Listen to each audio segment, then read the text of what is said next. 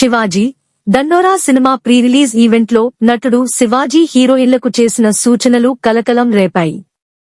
వారు సామాన్లు కనపడేలా బట్టలు వేసుకోవద్దంటూ ఆయన సూచనలు చేయడంతో ఈ అంశం మీద సింగర్ చిన్మయి మొదలు అనసూయ వంటి వారు స్పందిస్తూ రావడం హాట్ టాపిక్ అయింది.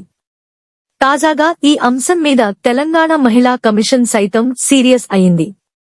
శివాజీకి నోటీసులు సైతం జారీ చేసింది. తాజాగా ఈ అంశం మీద మరోసారి ప్రెస్ మీట్ ఏర్పాటు చేసిన శివాజీ స్పందించారు. తాను ఎవరిని ఉద్దేశించి మాట్లాడలేదని అన్నారు.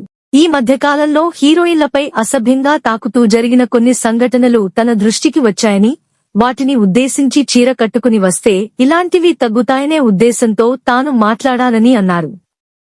అసలు ఈ వివాదంలోకి అనసూయ ఎందుకు వచ్చిందో తనకు అర్థం కావడం లేదని, తాను ఆమె పేరు ఎక్కడా ప్రస్తావించలేదని అన్నారు.